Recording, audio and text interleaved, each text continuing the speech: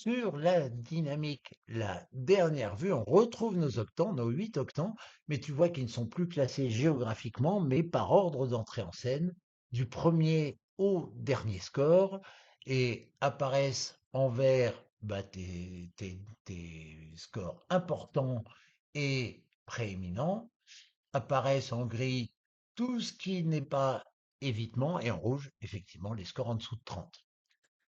Alors, 3 chapitres là qui sont importants à différents titres. Le premier, c'est priorité professionnelle. On va l'aborder tout de suite. Comment tu fais face à une situation nouvelle? Et puis, quels sont tes critères de décision? Alors, priorité professionnelle, concrètement, c'est quels sont les ingrédients dont j'ai besoin pour être au mieux dans ma vie professionnelle. Et donc, on voit pour toi, tu vois, celui qui sort en vert foncé, puis on va considérer, échanger, ressentir comme très voisin, mais c'est évoluer dans un environnement organisé et stable. Et comme c'est vert foncé, je dirais que s'il n'y a pas ça, ça n'est pas possible à long terme. C'est possible en situation de crise, dans les médias, sur un moment donné, mais à long terme, non.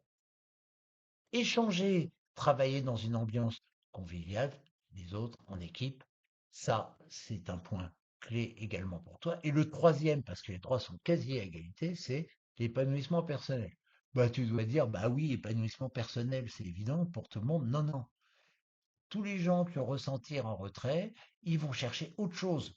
On voit, ça peut être la liberté d'action, la marge de manœuvre, tenter des aventures, euh, une- un univers rationnel ou technique, mais ça n'est pas évident que l'épanouissement personnel soit un critère universel. Ça l'est en revanche pour toi. Voilà, ça c'est les 3 ingrédients de base nécessaires à ton épanouissement professionnel.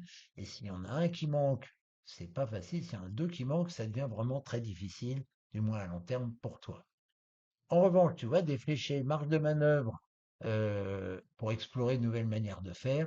Alors surtout pas, ce que tu détesteras, c'est quand tu prends un job ou une mission ou une fonction et que tu demandes à ton N+2 au-dessus de toi comment je fais et que tu te dis bah, fais comme tu veux, t'es libre, ça va pas te plaire. Et ça, c'est de l'inconfort pour toi. Deuxième et troisième chapitre, ça va concerner comment nous abordons notre vie quotidienne au travail, faire face à une situation, comment je m'y prends.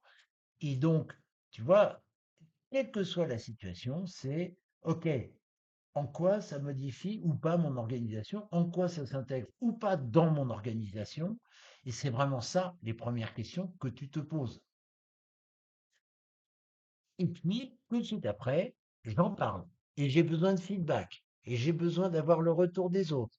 Et j'ai besoin de me faire une opinion à travers celle des autres. Attention, ça ne veut pas dire que je suis influençable.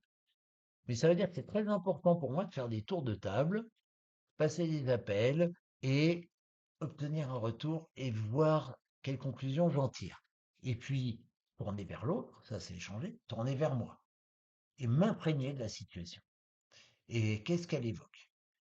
Donc, ça, c'est vraiment les portes d'entrée. J'ajouterais poser le problème. Ça, c'est le côté bullet point tiret, identifier les choses de manière neutre. On a déjà vu ça, on le décline sur une nouvelle fois sur ce chapitre, faire face à une situation nouvelle. Ça vient quand même moins fortement influencer ta façon de procéder que tout le feeling, l'écoute de l'autre et puis le besoin de réassurance. Et puis ce que tu ne feras pas, explorer les opportunités. C'est-à-dire face à une situation aussi dramatique qu'elle soit-elle, ou aussi déstabilisante soit-elle, quelqu'un qui est dans des fléchés, il se dit, tiens, qu'est-ce que ça va permettre? Tiens, qu'est-ce qu'on va pouvoir tenter dans ce chaos? Tiens, en quoi ça rebat les cartes et qu'est-ce que je vais pouvoir faire que j'ai pas fait jusqu'à présent? Et donc là, je te parle de langue étrangère, hein. Celle des gens qui sont dans des fléchés. Juste, ce qui est intéressant, c'est de les comprendre et de voir que face à la même situation que toi, eh ben, eux la vivent d'une manière complètement différente et ils sont en train de courir après des opportunités. Dernier chapitre qui va clore commentaire, critère, décision. Alors, le postulat, à valider par toi, mais qu'on a tendance euh, à constater, c'est que quelle que soit la décision, changer de voiture, changer de job, choisir une école pour les enfants, un lieu de vacances, on a tendance à utiliser les mêmes critères. Et tu vois, entre la solution A et la solution B, eh bien, tu auras tendance à choisir la plus faisable. La plus faisable, c'est celle dont tu vois comment tu vas l'appliquer. C'est-à-dire que tu vois un lieu de vacances, tu identifies très bien comment je vais m'y rendre, tu identifies très bien à quoi ressemble l'hébergement sur place, tu iras plus facilement qu'un où il y a des hypothèses, il y a des possibilités, mais on n'est pas très au clair sur la façon dont ça va se passer sur place. À égalité, le plus consensuel, c'est-à-dire consulter les autres personnes impliquées, ça t'oubliera jamais de le faire. Et puis après, l'intuition, laquelle je sens le mieux. Et donc, ce qui va se passer, c'est que s'il y en a une qui est faisable, la A est faisable, mais la B reçoit le consensus, t'es coincé et t'as un critère d'arbitrage qui est laquelle je sens le mieux. Et donc, en fait, si tu veux, euh, généralement, si deux des trois critères vont dans un sens, tu auras tendance à aller dans ce sens, dans la mesure où euh, ben les trois sont à égalité chez toi. Et tu vois, si là est celle pour laquelle tu as le bon feeling, mais la B est la plus consensuelle, ben là, le critère d'arbitrage, ce sera laquelle est la plus faisable. Celle que tu n'appliqueras pas, et donc entoure-toi de gens qui ont un bon défriché, parce que si tu veux, ils n'ont pas les craintes que tu vas avoir. Tu pourras même les considérer comme inconscients des dangers, d'ailleurs, ou peu conscients des dangers. Mais néanmoins, eux, ils vont te dire face à la A, oui, mais celle-là, on l'a déjà fait, on va tenter la B. Et toi, tu vas dire, oui, mais elle marche là. Oui, mais on va tenter la B quand même pour voir.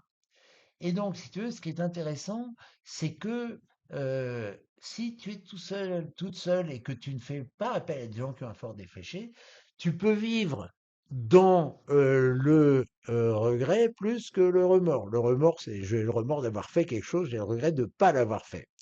Et donc, tu es plus guetté par le regret que le remords.